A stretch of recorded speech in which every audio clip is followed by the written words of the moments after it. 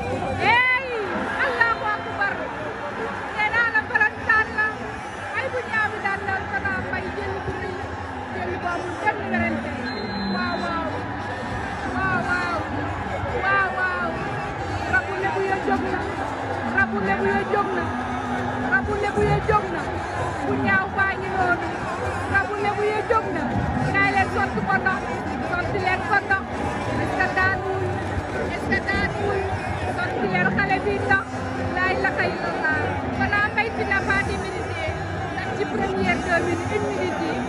ñu ngi doon xalaat nga daan